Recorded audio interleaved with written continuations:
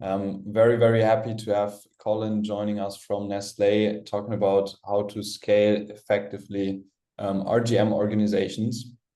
And I think if you have been to the previous webinar where we spoke about how to set up and essentially enable an RGM organization, this is the perfect transition into the next step of scaling and rolling out effective RGM across large multinational organizations.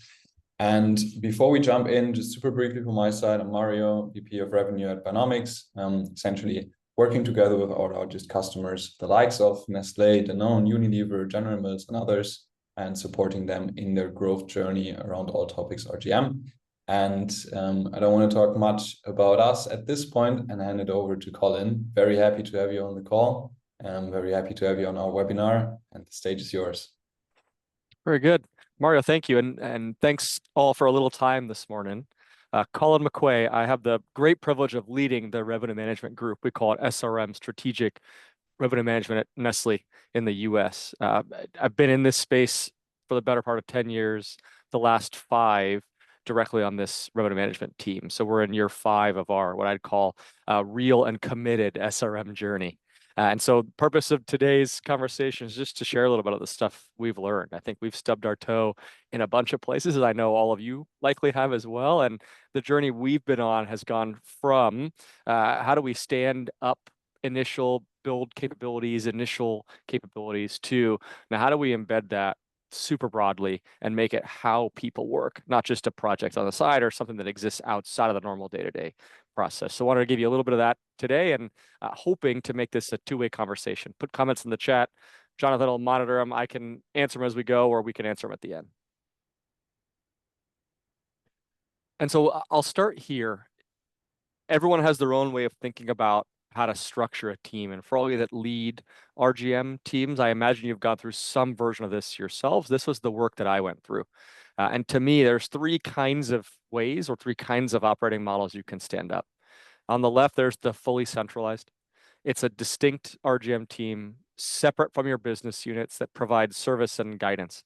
I would argue that this is typically how most of us start, right? It's the best way to build initial RGM expertise. You create dedicated resources, dedicated partly to driving company-wide initiatives, installing capabilities, installing analytics, installing process changes, and so forth. However, it's least connected to the business units. And so I would imagine you all felt, as I felt when we were in this stage, push from your businesses on, I want more category centricity. I want you to know the business more. I want more of your time. What you bring me doesn't exactly fit what I'm doing today. Therefore, I won't adopt. All of those things become a little bit harder in this fully centralized model. So most of us, at least, we did progress from left to right, from that fully centralized small team that exists fully outside of your BUs to what we'd call hybrid. You still have a standalone team. However, it's much more integrated with the business units. In our case, that means a bunch of people, a bunch of physical SRM heads are dedicated to different businesses. They become SRM experts as extensions of those business teams. You still get that strong central collaboration. You can still push broad capability. You can still push change management, so on and so forth. But you have that added bonus of category centricity. I feel like I have an RGM partner as part of my team. And there's a lot of value in that as you work from, I've launched a capability, to, I've impacted how you run your day-to-day life, how your day-to-day job is month to month, quarter to quarter, year to year. The hardest part of this is, where does your job start and end? And so I think if my folks were here today to talk, they'd tell you something to the effect of, gosh, I get asked to do all kinds of things. It's hard to integrate fully when you're not physically in the business. Yes, you work on that business day to day and you're dedicated to that business, but you still work for some central, in my case, me, RGM leader. And so there are boundary questions you work through. And my view is I welcome all of them. I love the idea of us having lots of stakeholders asking us lots of things because it means there's It means there's value that people see in the work that we provide. However, you got to watch out for a little bit of burnout, but beyond that, just how do you most effectively spend the precious capital that is the time of your people advancing SRM into how the business is run versus becoming a scenario modeling team or, hey, can you rabbit hole on this specific initiative type group? And so that's what hybrid is. That's where we are now. And then I think what all of us work through and what utopia really looks like in this space, at least in my view, is the right. It's this fully decentralized model. It doesn't mean you do not have an RGM team. You will always have an RGM team. It just means it doesn't exist in the way that you dedicate resources to individual business units. You have equipped those business units with the capabilities they need, the process of evolutions they require, the analytics they need to do SRM. SRM now is fully how the business is run, not some project or viewed as some person on the team's job. But I think that transition from the left side of the page to the right is the most challenging. It's hard to stand up to start. It's hard to stand up an SRM or RGM team at the beginning. I actually think comparatively, that's quite straightforward. The hardest part is moving to the right as you think about how do you impact the work plans of other people? How do you impact the team structures of other teams? How do you impact the KPIs of other groups, et cetera? But that's the work required to get to that point. And so as we stare at this, and if you flip forward one more, Jonathan, for us, there are a couple of key considerations that I want to bring you through. But before we do, I know we have a poll question. So Jonathan, I'll kick it to you. Yes, I'm back. Let me quickly pull up the poll that we have. Finding it now, launching it now. And for everybody joining by phone, I will read the question and the answer options. Which RGM operating model best describes your organization today? And as Colin shared, we have the three alternatives: fully centralized, hybrid, or fully decentralized, and also an option for other or slash still evolving. We are at 40% participation rate. Let's ramp this up to 60, 70, and then I'll share the results with you. There's one clear winner, as I'm seeing right now in the ongoing answers. Okay, I give you 5 more seconds, so please lock in your choice now, and then I will end the poll and share the results with you and the speakers. 1, 2, 3, ending it now and sharing the results. Colin, Mario, what do you think? I'm not surprised. I think this means that all of you are working hard. I would be curious, we won't do this, Jonathan, but I'd be curious the folks that are in hybrid today, have they always been there? I would imagine they started in a different place and got there, but looks like about half of us are in some version of that hybrid. A bit are in that fully decentralized, and the bulk are either fully centralized or in some other capacity. I'm not surprised at all by that. Mario, any reflections? Yeah, same here. I would say that is pretty much a very good mirror of what we also observe across the industry. I would say hybrid is the most common form, specifically with larger CPGs. And then it really also depends on the company size or structure behind. Maybe, Colin, there's also one question in the chat that's a good leeway into the next slide. When talking about the decentralized model, how do you typically bring in then global capabilities into the individual business units, assuming that all of the tools, capabilities, etc., require continued improvement? Yeah, great question. This becomes a critical part of what that central SRM team's job still is. So remember, fully decentralized does not mean, at least to me, it does not mean you have no team. It simply means the team has evolved and now the capabilities exist in the businesses. You weren't having to staff RGM people to each of your BUs. That said, with that comes pretty direct ownership of capabilities, of the evolution of those capabilities, of the pipeline roadmap, and of ways in which those get adopted. And so I'll give you 2 simple examples. In terms of how you measure and evaluate the business, to me, it's really important to create some version of one source of truth. When you look at promotions, there's got to be a single way to look at them. Else, you spend way more energy than is required debating yesterday instead of impacting tomorrow. That is still the role of that SRM group. It is disseminated into your businesses via good communication. And so I think it becomes extra important that this team both has the capability to be able to own those sorts of one source of truth and has thought through, how do I communicate that effectively to all my BUs, to all the decision makers, to make sure that as improvements to, let's take a tool example, as improvements to your promo tool stack come to fruition, those are communicated really effectively. As you evolve the tool stack, I've moved from this thing to that, you're communicating that really effectively, not just in an informational way, i.e., hey, Mario, this new thing is available, but you've connected it to what they need to do with it. Hey, this is now available. It transforms this body of work from this to that, or we're going to plug it into the process in these 3 places. It's going to evolve these kinds of decisions. So you're going to have to spend a lot of your energy in this space thinking about how do you activate people's work, people's decision-making via what you're doing. And I think communication, consistent, thoughtful, and forward-planned communication becomes important. I have to sit down now and almost every year think about what's my communications plan for the next 12 months, right? And that has to include things like tool evolution, constant capability improvements, and so forth.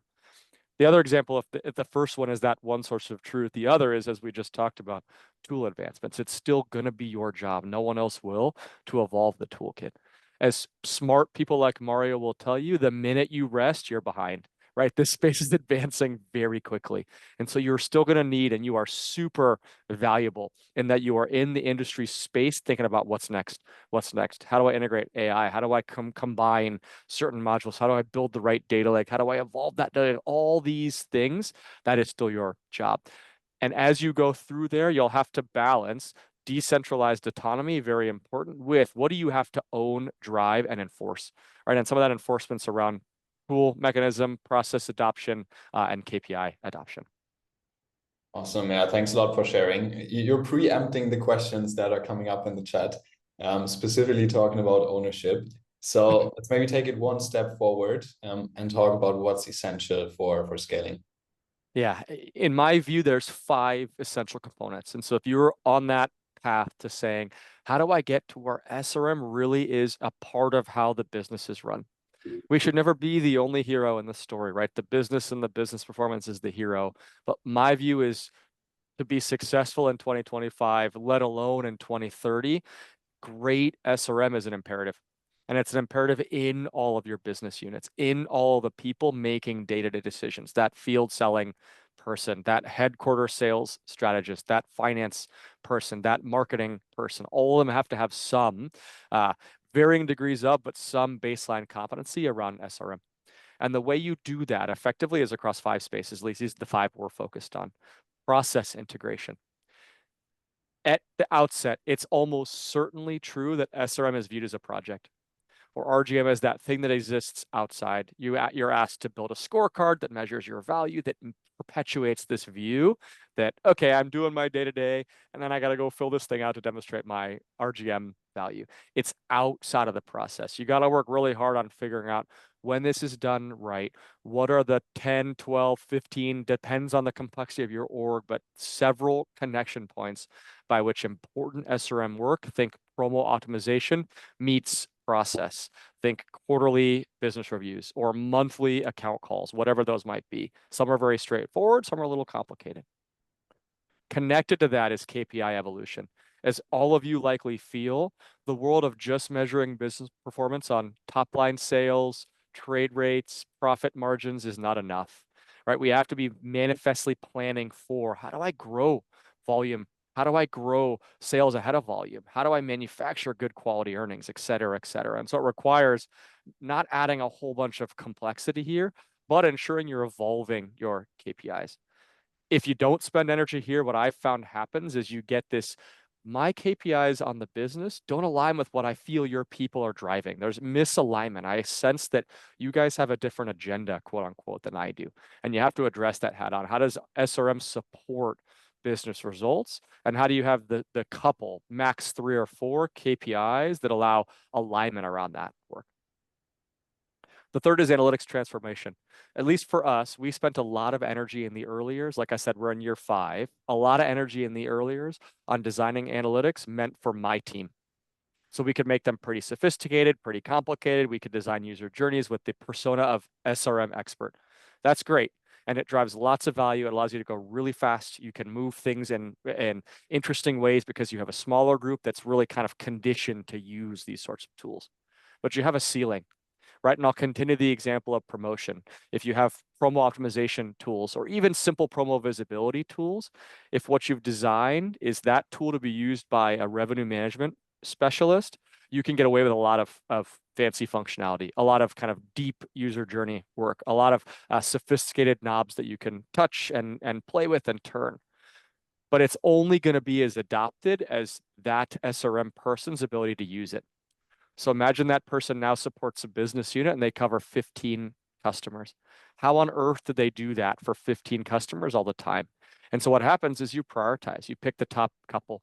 And pretty soon you create disparate level of capability, varied results, and you haven't really embedded it. You have not changed the life in a productive way of account teams 4 to 15 in my example.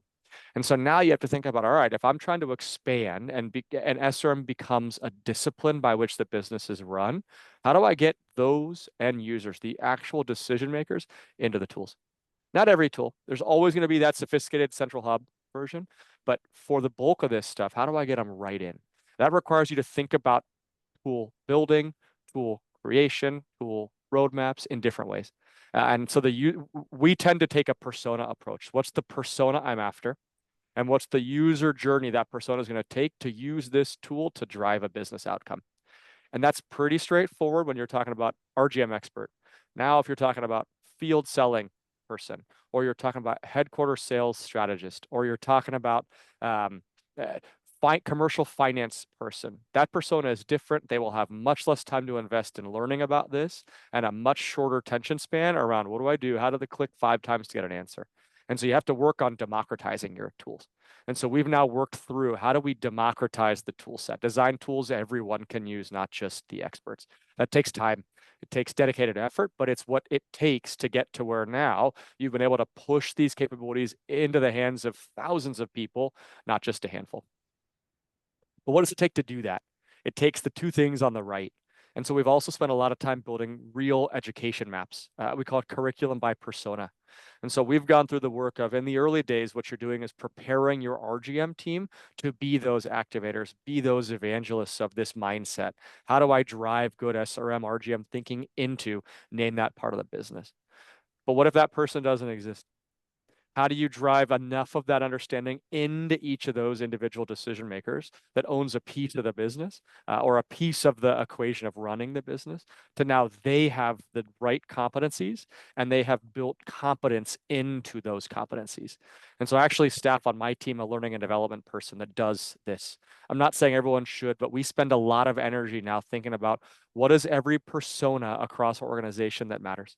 And then what competencies does each persona need to have or need to understand to do their job effectively with an SRM mindset?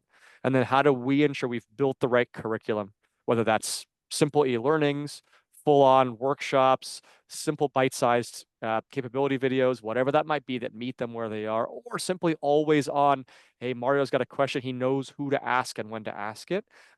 Type education that serves to deliver competence against those competencies.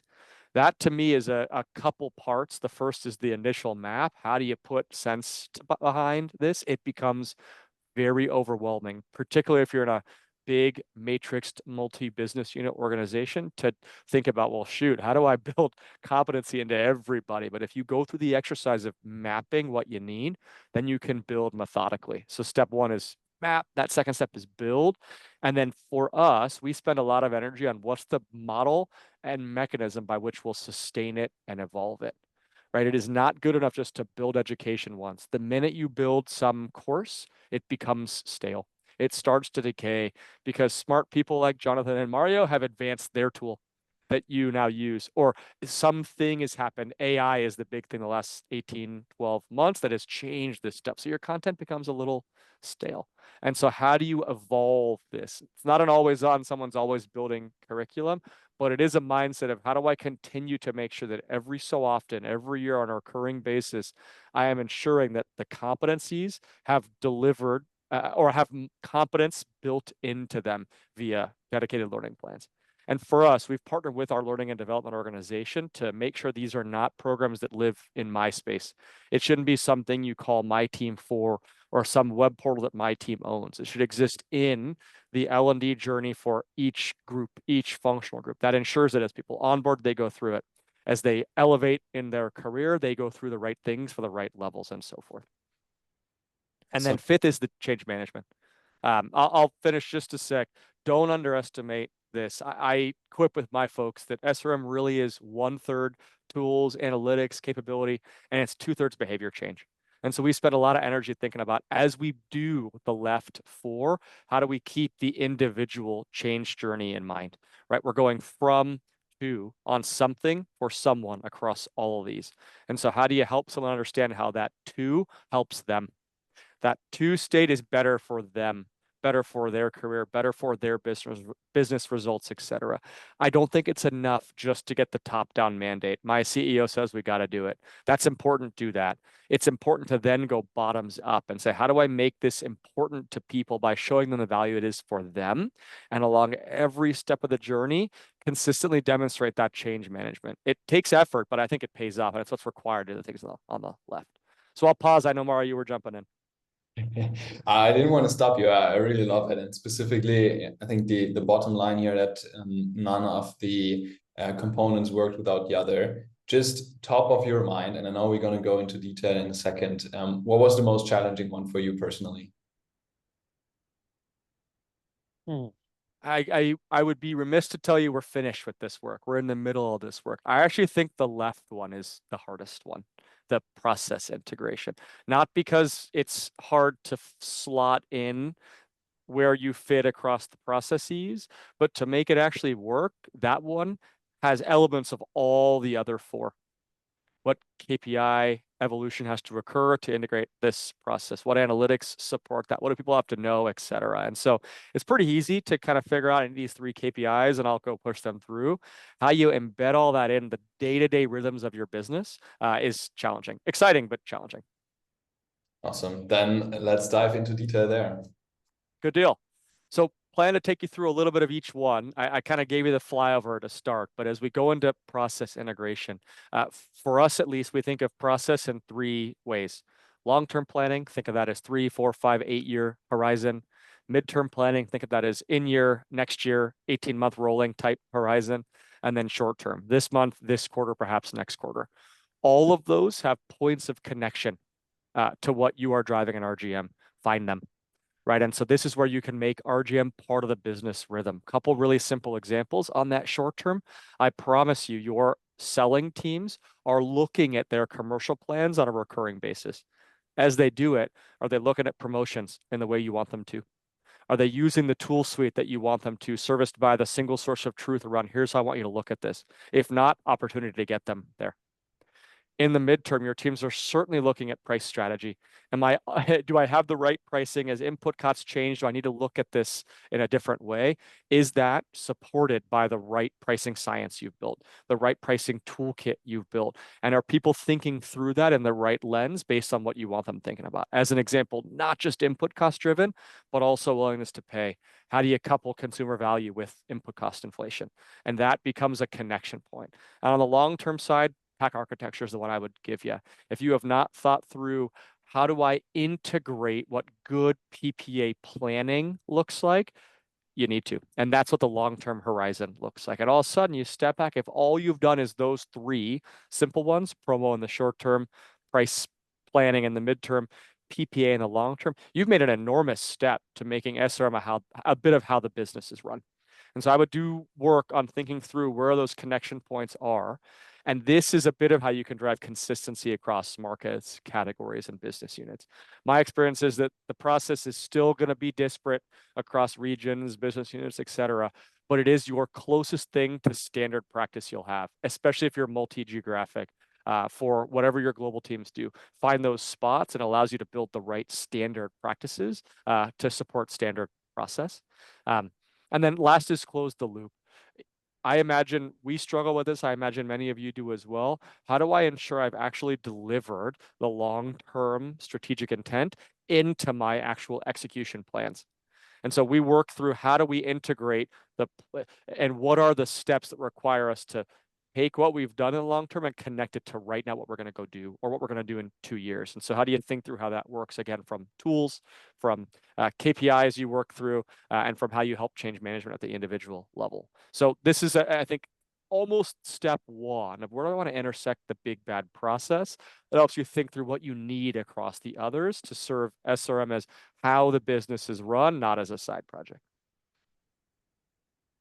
Absolutely. I think what we also observe is that specifically also the timeline short, mid, long, and I really love this analogy here, that differs a lot across different teams, right? I mean, promo, you talk to your sales team, pricing, PPA, you are potentially involving finance on that side. And like bringing all of that together in like almost a matrix way, where you talk to which different team on which of the levers is really crucial to have like this holistic embedding of RGM into the processes. Is it similar for you? Yes. And the other thing this helps with, and I'll go back to the sales group as an example, you'll tend to find pain points or tension points along time horizon. You, RGM person, see an opportunity, you want to go drive it now. That salesperson tells you, Colin, my customer has a 6 to 9 month lead time, whatever that thing is you're driving on. That feels incompatible. And you will continue to bang against these things because what you sense is if I don't go do it now, Colin will lose interest in it over the course of time. What that salesperson feels is this guy or gal doesn't understand my business. He doesn't understand my customer. He doesn't understand how this thing works. And so you create tension. What connecting to the process allows you to do is say, when do you, salesperson, evaluate that? I look at promotions 6 months out at all times. Great. We will align the analytics we build to support that on that horizon. So I'm not going to bring you recommendations for next quarter and the quarter after, but I am going to ask that you've sharpened your plan for quarters 3 and 4. And I want to have a discussion about how we make sure we can optimize that plan. That's a really good integration point that allows that customer team to feel like, okay, these guys get it. They're more receptive to helping and allows you to cover a couple pain points around their forecast is better. They've cleaned up some of the things we needed to make sure the analytics run effectively, and we're operating on a timeline that they will go action on. And so you build some of that kind of connection. But it takes required thinking around what are those spots? How do I intersect them? Well, how do I evolve the toolkit to support them and so forth? I love it. Let's tie the process to KPIs. How does that? Yeah. This is a fun one. At least for us. And I'd be curious if we took 15 polls, this would be one of them, but Jonathan gave me 2, so we'll pause on that. Most of us probably felt at the beginning we were reporting dollar-based targets. How much value in dollars did you drive? Right? Said simply, my CFO, my chief sales officer wants to know, okay, I'm spending money on people, on tools, on analytics, on data science, on capabilities. Am I getting a return on it? I want the return measured in dollars. We did that for a couple of years. Benefits of that is it's super clear to be able to justify this is working, keep investing behind us. The con is that it perpetuates this cycle of SRM as a project. And you will be stuck in this place where what your teams feel is they got to fill out some sheet to demonstrate what they've done outside of the big bad processes. It might always be good for you to keep some version of dollar-based value, but that can't be the hero of your story as you move through your embedded journey. And so for us, at least, we move from primarily, or rather exclusively, dollar-based targets to what we called multi-metric. And we did a little bit of dollar-based and started to shift a bit more towards what are the KPIs that influence the business that we would want to make sure we are influencing when SRM is done effectively. Sales ahead of volume, promotional trade efficiency, things like that, that help you understand, serve driving top-line growth, serve driving profitability, serve driving share, but are a little more directly measurable. And now you can start to bring your leadership teams on a journey of, I want to continue to make you comfortable that we are driving value, that your teams are driving value every year. But I also want you to help see how that value moves from, I give you $50 million every year, to I've enhanced these 3 metrics would help us grow faster and more profitably. That's what that orange box is about. You'll likely do a bit of both as you work through. I think, again, utopia is you move to the green. You're no longer looking at dollar value, again, because you're no longer viewed as some separate thing. It is just how the business is run. And as that works, what are the 2, 3, 4, not more than that you'll point to, that you'll be a bit squeaky about with your leadership team around driving, that you know directly link to business performance, but are somewhat controllable by good SRM practices, right? These are things like the sales ahead of volume we talked about, or promo effectiveness, or whatever those might look like for your business. And so this becomes a collaboration. Don't do it by yourself in a vacuum. Do it with the right leaders, with the right thought partners. But this journey allows you to get to where now you're not beholden to some scorecard, and you've built in that mechanism by which, go back to the process pieces, those business units are talking about those as they do the normal business reviews. And so now it allows yourself to put yourself in a seat of, okay, I'm struggling with this thing. How do I go improve upon it? Because I know two things. One, I've got folks that can help there. And two, if I get better on this thing, the business improves. And so we're working there now. We're not all the way there, but that business embedded metrics piece creates the shared ownership we've talked about. It's not now just my burden, your burden to drive good SRM into the business. It's the business's burden to run their organizations in ways that have good RGM centered practices. Awesome. Before we move into analytics, maybe just a quick one. There was also raised in the chat specifically for the red and the orange dollar-based and multi-metric approach. How do you view the trade-off between standardizing KPIs and still customizing KPIs? Let's say for a specific business unit, specific markets, there's always a level, let's say, of customization that's required to capture the specifics of that business, versus a standardized view that you want to have to talk the same language to leadership, to other departments, etc. How do you view that trade-off? Great question. I think this is why I advocate for a bit of a collaborative approach to this. I would humbly suggest to you, don't let your business units tell you there is nothing that can be standardized at the global level or regional level, or in my case, the US level. Yes, your businesses are different. Yes, your categories are different. That said, there are still a couple that you can look at 30,000 feet for your global CE that demonstrate this embeddedness. Make sure you figure those out for yourself and be forceful about them.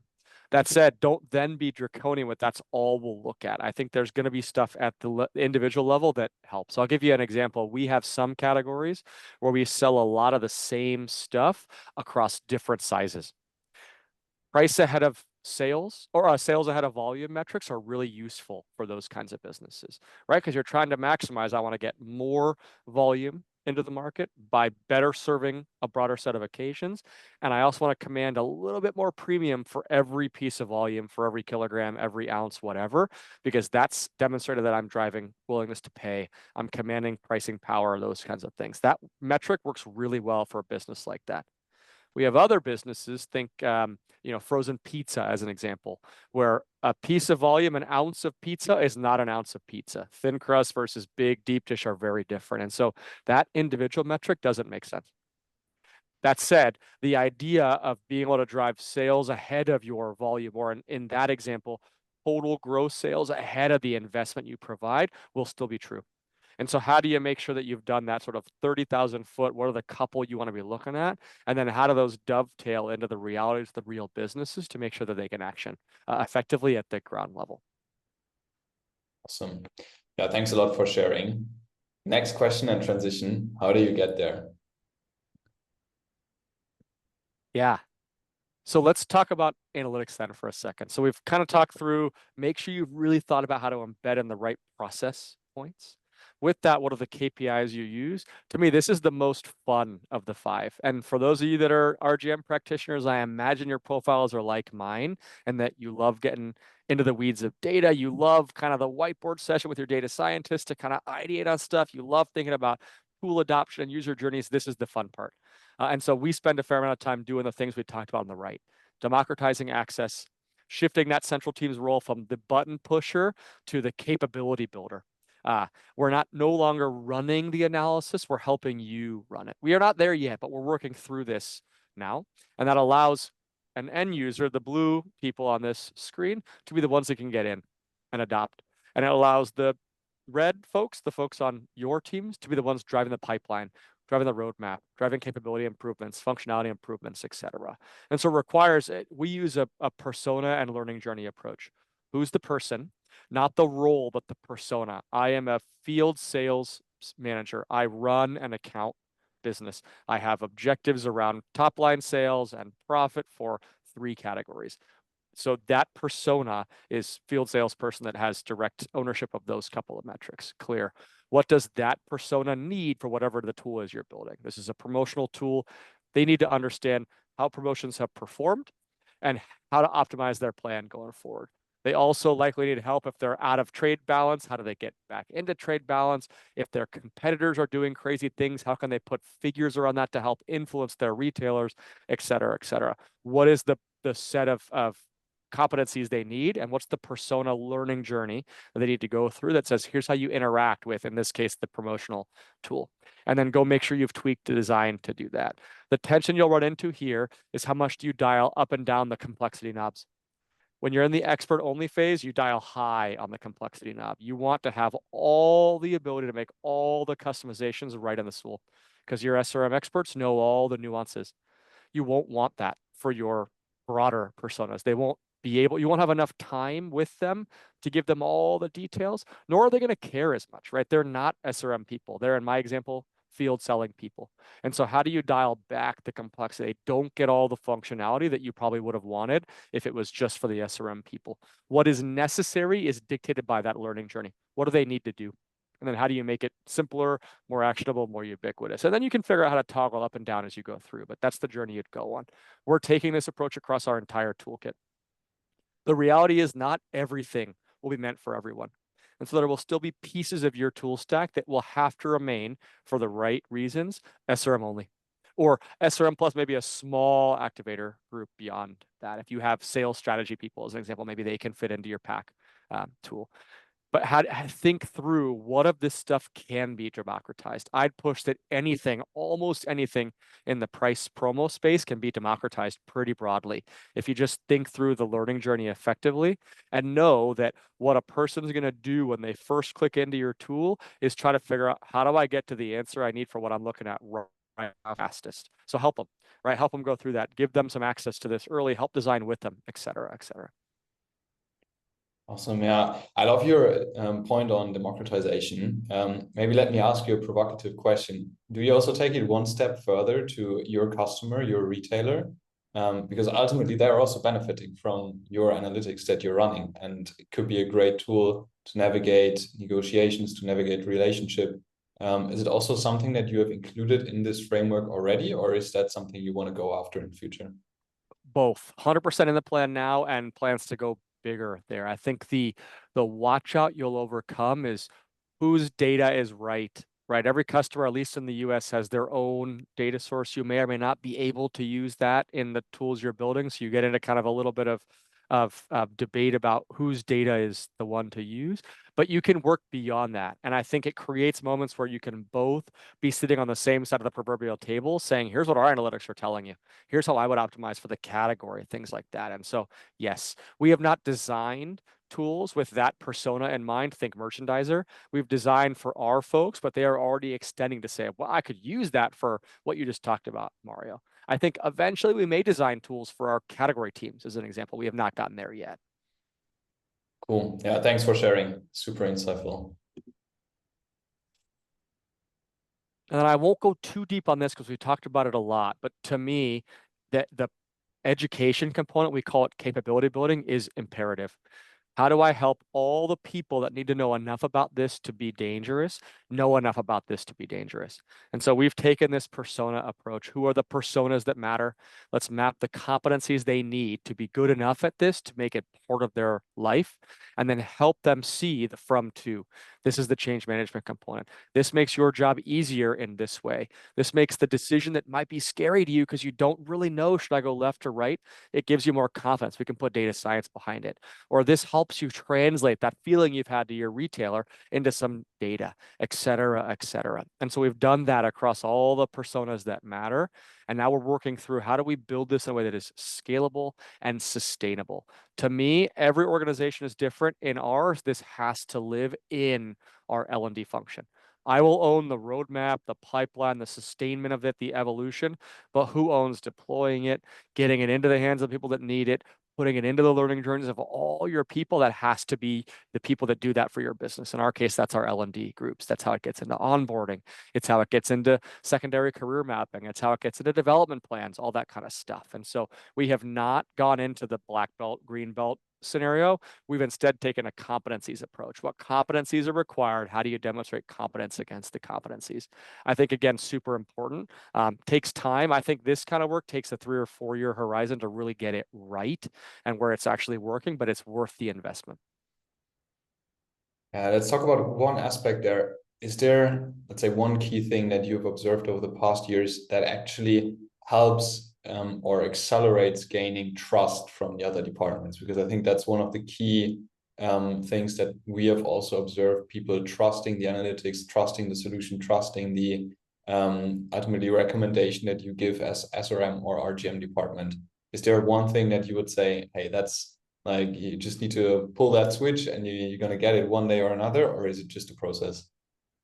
There is no silver bullet. I wish I could sit here and say there's some silver bullet. I think 3 things come to mind that can be useful.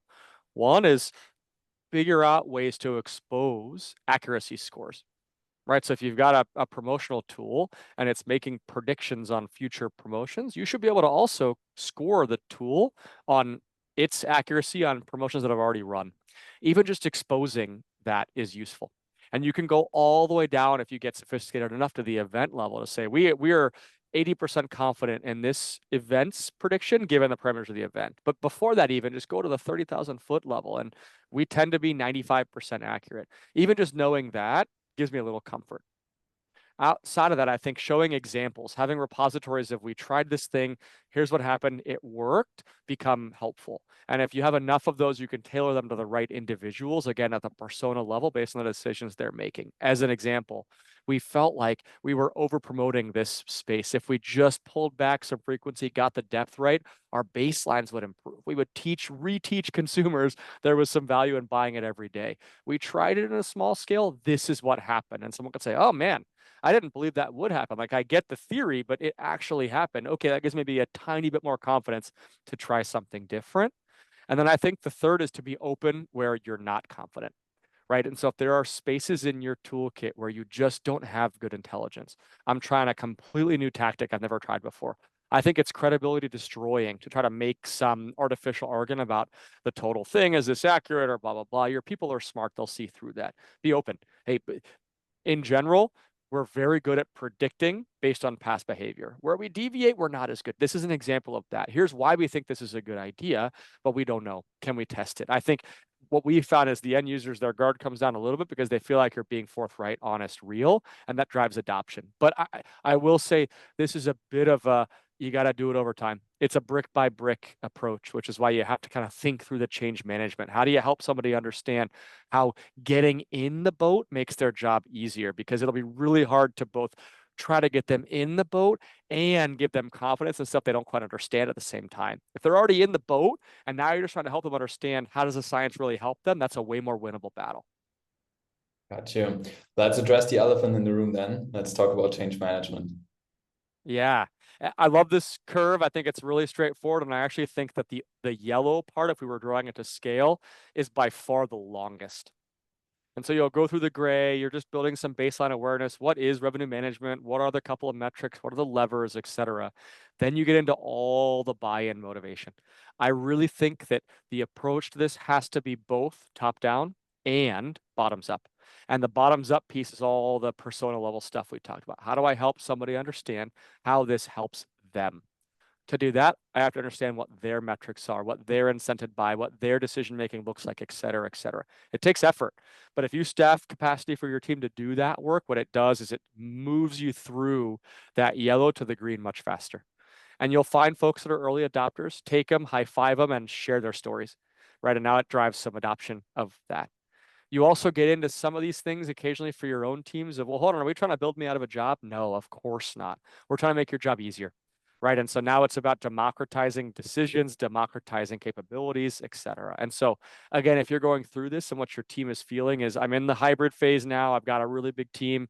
What they look at is say, I'm trying to push this into the business. Are you just trying to outsource my job to somebody else? No, I'm trying to make you more effective in going through that. And then the last thing I'll say is that inspire change at all levels. I really do think top down is critical, but bottoms up is just as important. Neither one works without the other.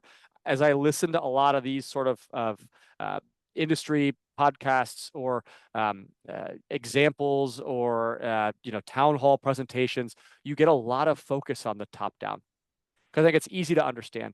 And there's nothing wrong with that. It is right. You have to do it. But if that's all you do, you create a bit of resistance at the bottom because you create this feeling of, well, I'm just being made to do this. I'll just go through the motions. And so I think you have to have the top down to create the stick with it notion that this is a part of how we're going to do work, but you have to address the bottoms up. How does this make that marketing manager's job better, easier? How do they make them more effective? How do you make that finance person's job easier? How do you make them more effective? How do you help them communicate what they've been trying to communicate in an easier, simpler way, et cetera, et cetera? If you do both really well, now you start to move from the yellow into the green. So my counsel would be make sure you focus just as much on the bottoms up as you do on the top down. Awesome. Colin, time's flying way too fast. I think we could spend like an hour more on these topics.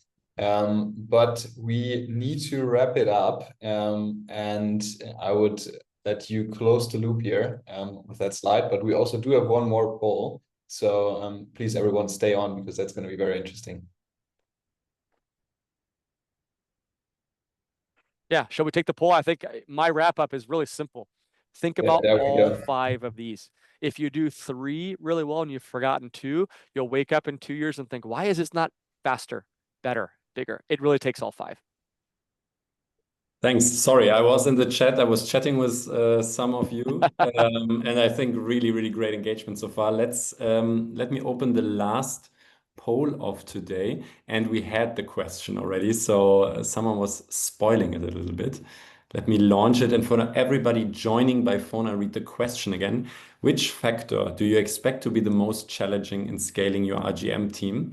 And as Colin elaborated, we have the 5 options of process integration, KPI evolution, analytics transformation, education by persona, change management, or you can also type other. Then I would ask you to type it quickly in the chat so we can see what you're thinking of and not answer, obviously, as an option. We are at 45%. You should see the poll on your screen right now here in the Zoom app. And I'll give you 5 more seconds and then I'll end the poll and share the results. I'm curious as you, what will be the results? Okay, 3, 2, 1, ending the poll now and sharing the results with you. Nice. I had my money on change management and process integration. So I think that ticks it off. Okay, Colin, what do you think? Not surprised. I would encourage you all to think about change management in the context of the other 4: process, KPI evolution, education, and analytics. If you do, it's much easier because your change management's in service of a very narrow or at least narrower objective. If you just think about change management broadly, it swallows you. Don't do that. Don't hurt yourself doing that. And so I think the more micro you can make it and the more you can sequence it, the better off you are.